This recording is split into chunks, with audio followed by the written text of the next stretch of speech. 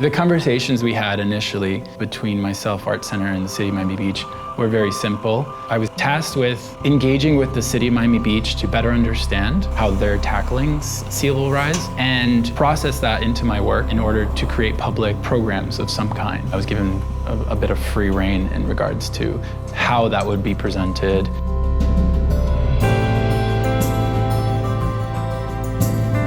Sand is the foundation for Miami Beach, and sand as this metaphor for a artwork was kind of too easy to let go.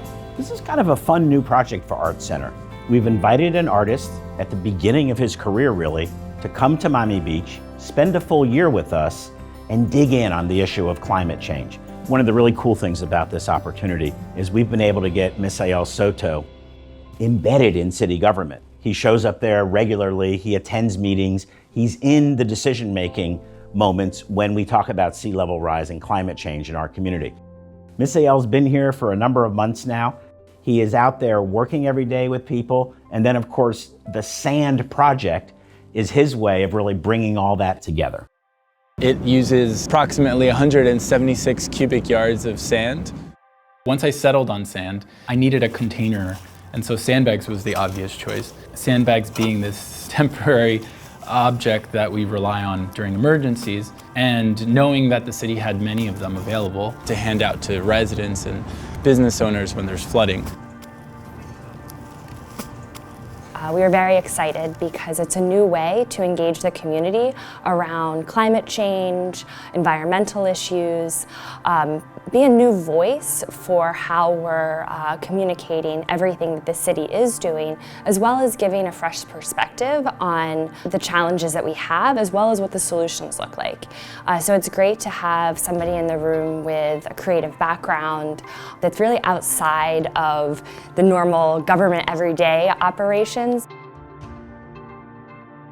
At the time, I was reading a lot about basic spaces that provided an opportunity for everyone to kind of state how they were feeling about something or have a dialogue about something. That led me to this kind of Greek and then Roman structure of an amphitheater or a theater or an arena, those being spaces where this would happen back then.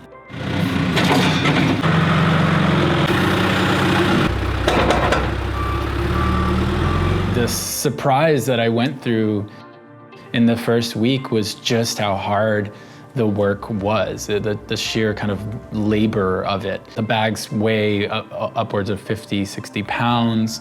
You're dropping down and picking each one individually. Your fingers, your hands are constantly kind of stretched. After the first week, I'd wake up and I wouldn't be able to close my hands in the morning. They would just kind of be like swollen open. It was a lot of work. I underestimated that for myself, and then I underestimated that for the volunteering. Whoever showed up, you soon realized that you had to surrender to labor. It was hard. You got tired. But you realized that it was going to take the weeks that Misael had scheduled into this project. I don't know how I got up every day. I mean, I had a responsibility that I had been given from Art Center in the city to kind of do this work, somehow creating a public forum or a public form of engagement for the community. We've been building this in public, and as it's been built, we've been using the structure as an amphitheater and then a theater and then an arena to sit on and to host lectures, performances, discussions, all around the topic of sand. From our tribe, from our community, we appreciate what you're doing here. We appreciate the fact that you're acknowledging indigenous people into your ceremonies and events and allowing us to speak and to be part of what's happening. This country has to learn to be a community before we move forward.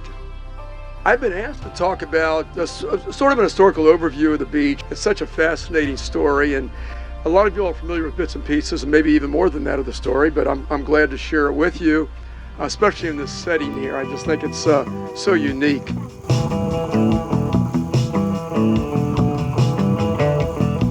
we were the house band, so we were there for every single iteration. We'd perform a couple live songs, and then we'd do sort of mood music. And I ended up changing the lyrics to certain songs to make them about sand, and then I was playing with the sand and having these sort of poetic, unexpected moments. Part of it that has surprised me the most is the exchange that's created in our community.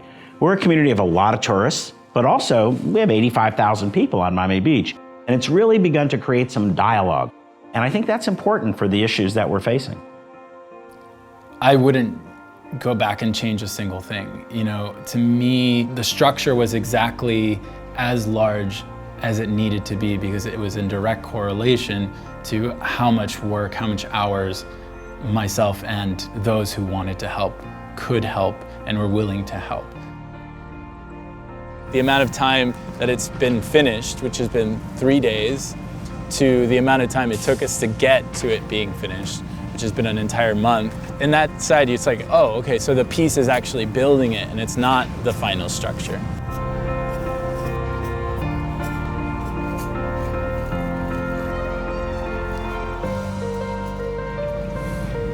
I guess a little sad. I'm sad, but in a good way. All right, here we go. It definitely came out of what I see as a necessity to create space for discourse.